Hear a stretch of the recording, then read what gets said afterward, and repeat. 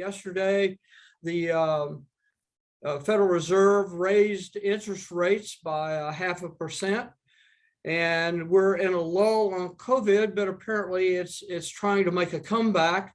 And then last but not least is we've got war in Europe, which may or may not be contained. Hard to guess on that too. So there are about 4 big factors that are uncertain, and markets don't like uncertainty. And for the last 10 years or a little bit more, the Federal Reserve has suppressed interest rates, which have inflated assets, all areas of assets. That, the real estate market here in Colorado is just, blown out the roof. And so it's not just stock markets and bond markets that we're concerned with. We're in a bubble very similar to what we had in 2008. Asset prices are sky high, and the Federal Reserve is in the process of reducing that bubble. And inflation is caused by demand exceeding supply. So as the COVID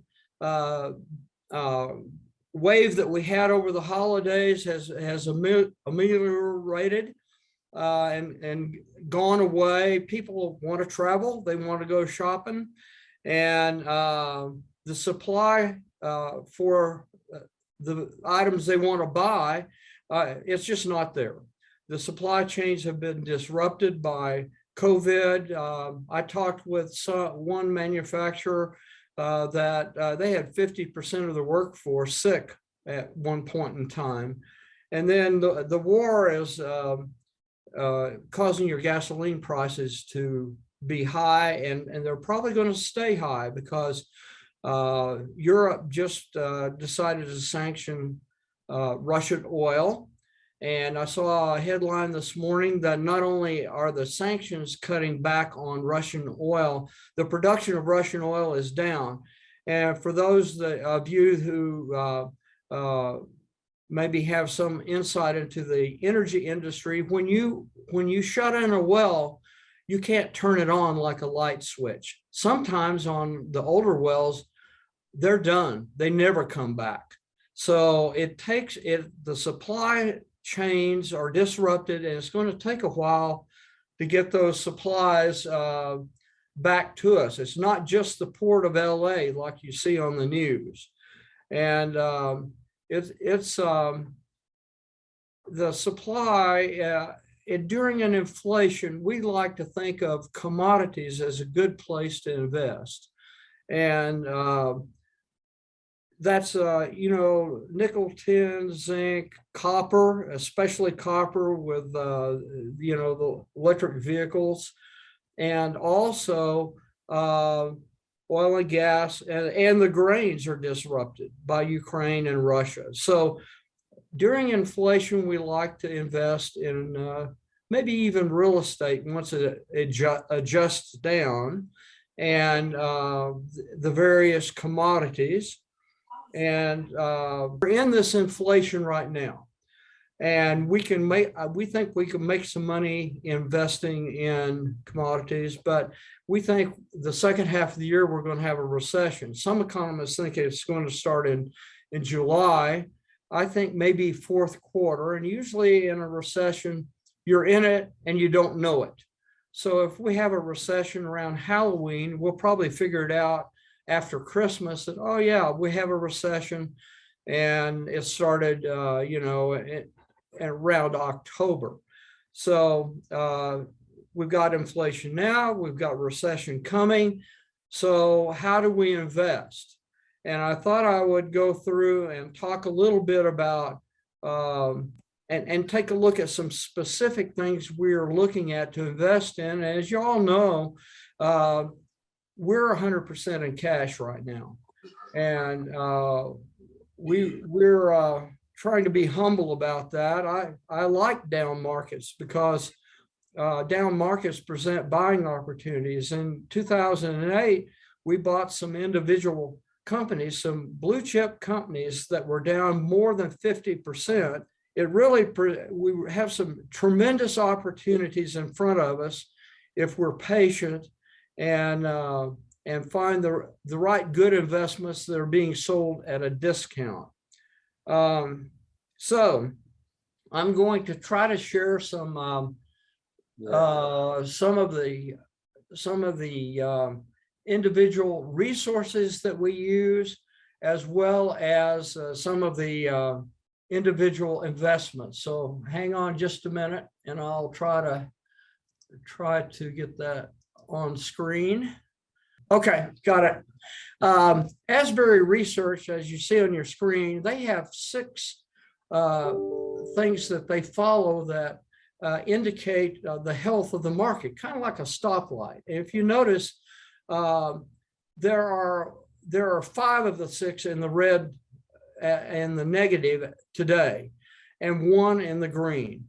When 4 are in the red, that tells us that you probably ought to be thinking about getting out of the market.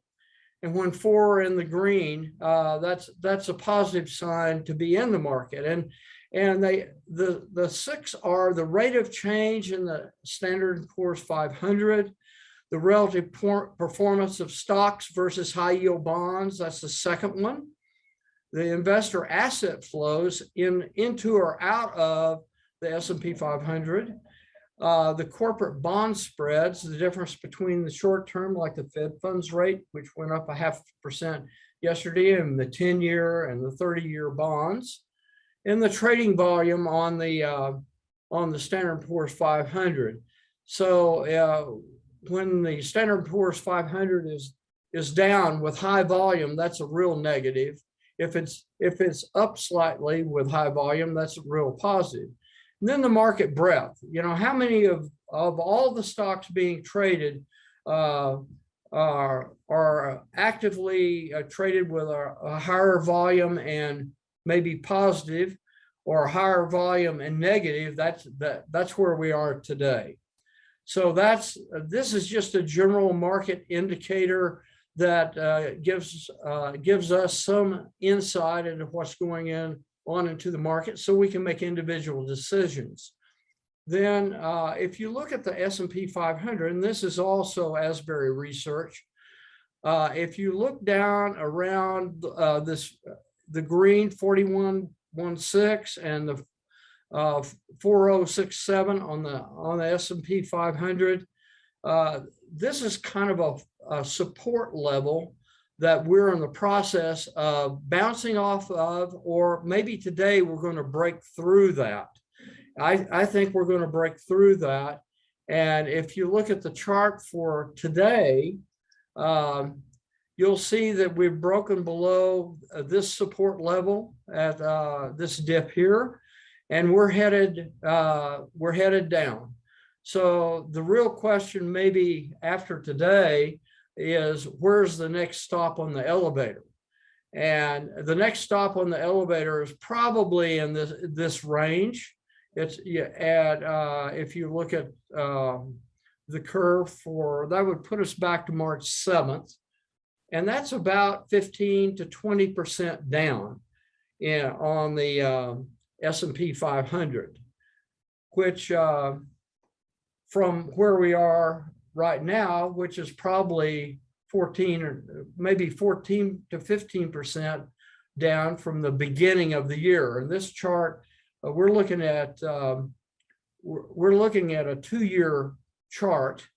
So we're down, let's say 14 or 15% today from January. We're looking at a potential another 15 to 20% down as the elevator of the S&P 500 descends. So this may raise some anxiety or questions, but remember, we're in cash. And you know, sometimes the question comes up, what is cash? Well, for us, that's Schwab's money market, which is really safe. And we're also invested in another money market, which is SNSXX, is the symbol. And you may see that in your Schwab reports or ours. And that's treasury bill money market, which doesn't get any safer or more stable. And then the next question is, why are you invested in that? What does it pay? Well, it pays next to nothing. And we don't really consider it much of an investment. We're there as a parking place to have our money while the market is in a downtrend, and a place, a cash reserve to buy some really good investments. So maybe the next question is, well, what are you thinking about buying? What are you buying for inflation? What are you buying for recession? And we look at lots of things. I just thought I'd give you a couple of examples that we think will do well for a conservative investment in both a recession and an inflation. So consumer staples, they're down today, and they may break below this support level right here. But the good news is we're not buying them today. We're looking for a turnaround in these. And to give you some idea of, well, what are consumer staples? Consumer staples are companies like these, and you may recognize them, some of them: Procter & Gamble, Coca-Cola, Walmart, Costco, to name a few, and Colgate, Palmolive. So these are companies that sell things to consumers when times are tough, and they're good companies to invest in when their chart looks a little more positive than it does today. So it's in a downtrend, and at some point we'd like to own some Coca-Cola or Walmart or Costco. And then another possible investment that we might like, we call it peanut butter and jelly, but its symbol is PBJ. And no, we don't want to buy it today, but let's look at the holdings in this food and beverage exchange traded fund. And the holdings here, you're going to recognize some of these. And Kroger's one of them, King Soopers, Kraft,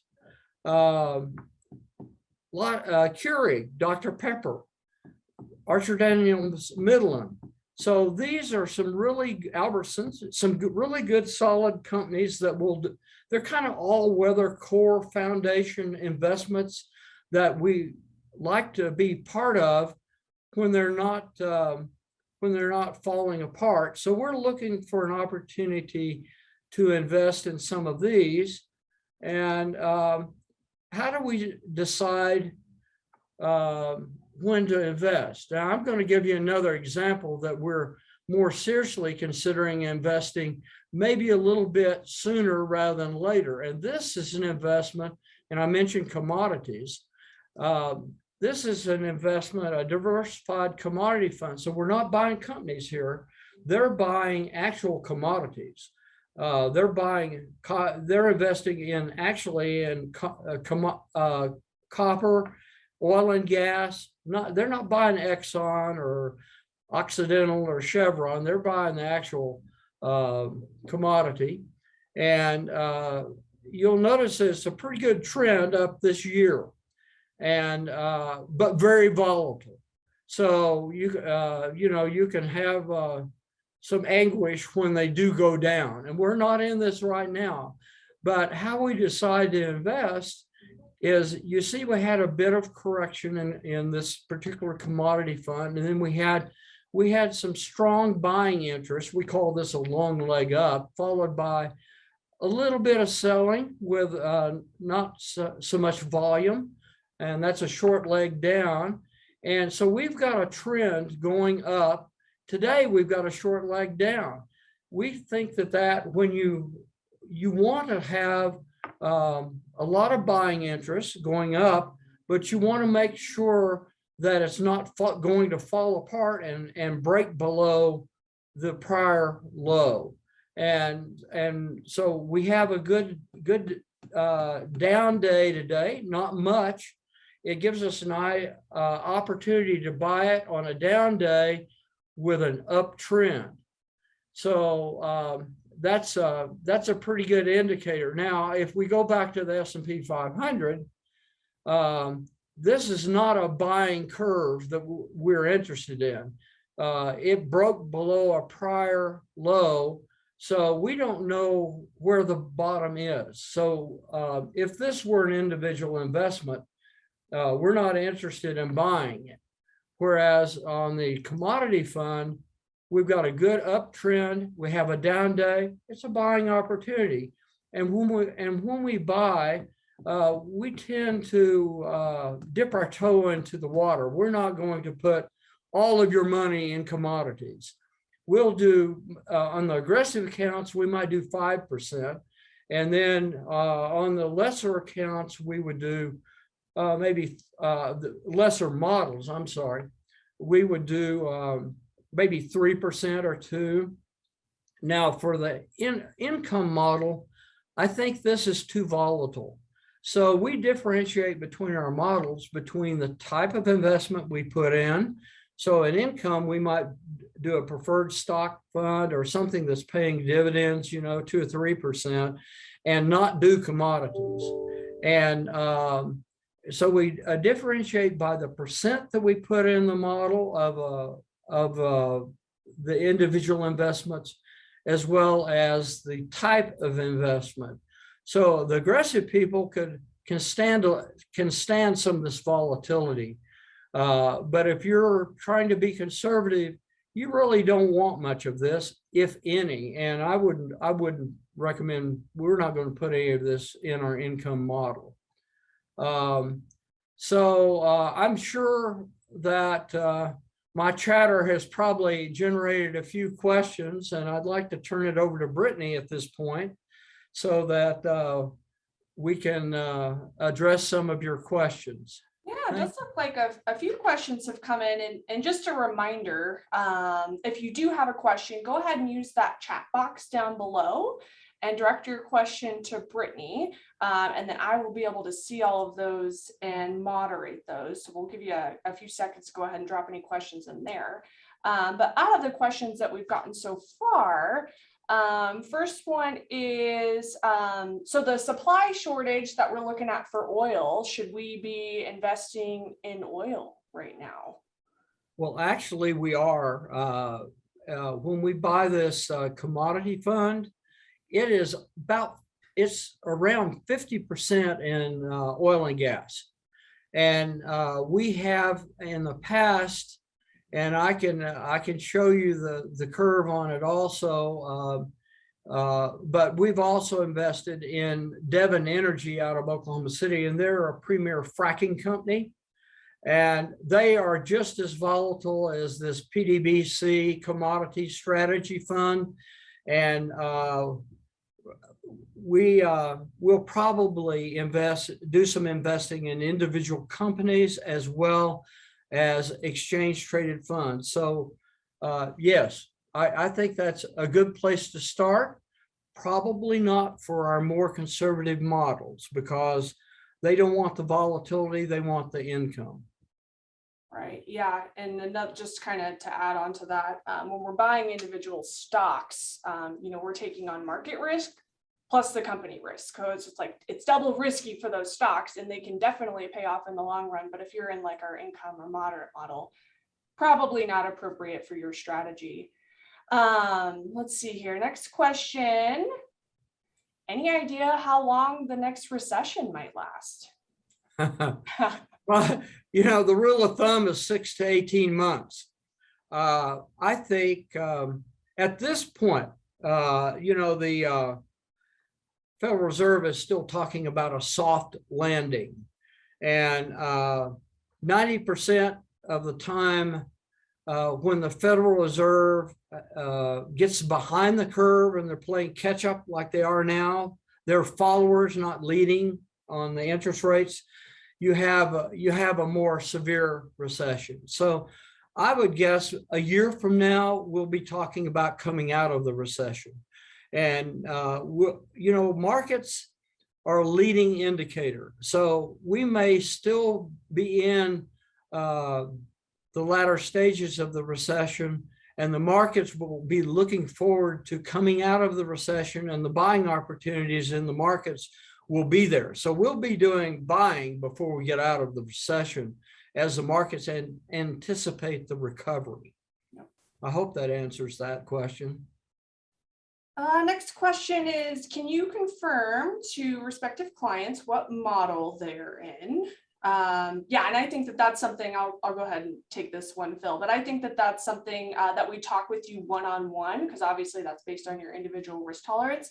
So if you do have questions about what model am I even in, let's talk. Please give us a call. We can schedule a meeting and kind of go a little bit more in depth on our 4 different models and kind of explain like the types of investments and things that we're looking at for your particular model. And if you feel like you're not currently in the right model, we can make changes at any time. So please reach out to us directly if you have questions. It's especially easy to change your model since we're all in cash right now. You know, if you want to be more aggressive, you know, that'll dictate how we invest coming out of the cash. If you want to be more conservative, the same rule applies. We'll just have more conservative investments. And to remind everybody, we have the aggressive model, the growth model, the moderate growth model, and the income model. And in those 4 models, depending on the market, we may be differentiating between your taxable accounts and your IRAs or non-tax accounts. And sometimes, for example, we had a small company fund that we sold in January that we'd had for several years, and they previously had merged with another fund that had a loss carry forward. And mutual funds are required to distribute their dividends at the end of the year, for sure, in the calendar year. And because they had a loss carry forward, they made a lot of money, and they had potentially a lot of dividends to distribute, but they didn't need to distribute taxable dividends because they had this loss carry forward. So that's one way that we differentiate between taxable and non-taxable accounts. And of course, we use muni bonds and some of the other techniques. The lower turnover mutual funds, the ones that are not buying and selling a lot, have fewer dividends to distribute. So there are a number of techniques we use to minimize taxes when we can, but our primary goal is to make money. So, we like to minimize taxes, but it's more important to make a little money and pay a little bit in taxes than, to lose money because you're trying to save taxes. And probably the last question, because we are about out of time here. We won't get in the weeds too much on this, but Phil, do you have any just general thoughts on how the midterm elections might impact the markets? I got this before the presidential election, and a lot of people were betting, if the Democrats won, the market would go down, and others were betting that, if Trump won, the markets would go down. And I don't think the elections are particularly important to the markets right away. What I think will make a difference is next year, which party policies may predominate in, let's say, both parties have talked about, especially the Democrats, have talked about doing some tax legislation changes. And even some of the Republicans have talked about, the deficit and maybe we need to adjust some taxes on some of the billionaires, and we talk about the Russian oligarchs, and I guess we've got a few too.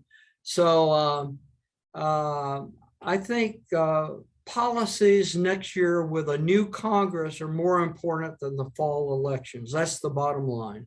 And I can't predict, even who's going to run, to tell you the truth, in the elections. But I don't think the election will matter as much as what Congress does next year. So, the presidents propose the budget, and the House of Representatives basically makes the budget that needs to be approved. So there is a lot of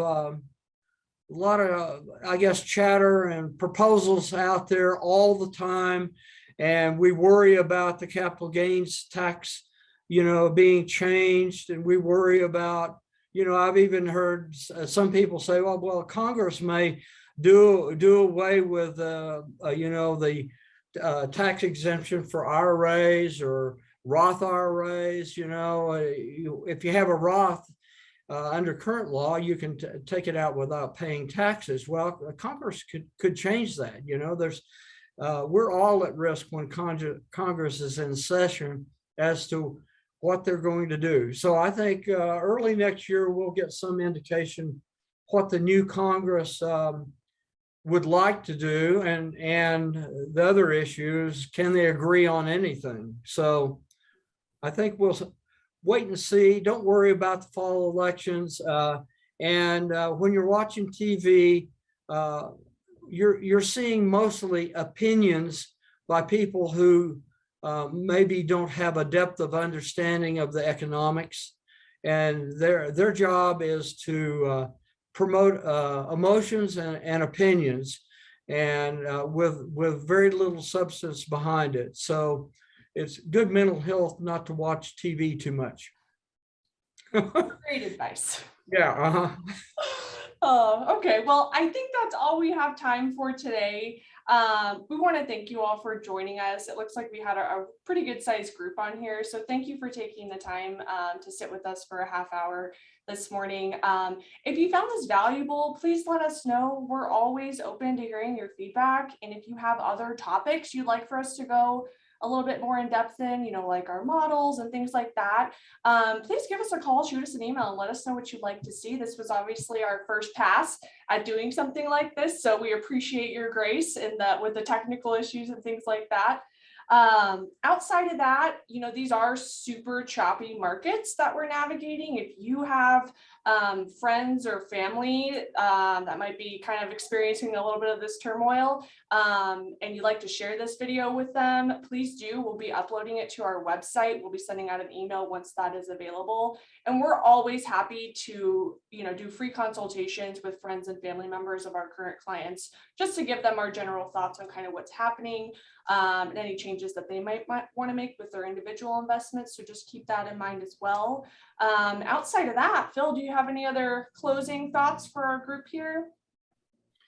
I think we should all celebrate a down market. The opportunities will be tremendous coming out of this. Almost nobody except me really gets enthusiastic about a down market, but I see some real great opportunities, and I'm trying to stay humble about this down market, but I'm looking forward to more down, actually. And hang in there. There will be sunshine on the other side.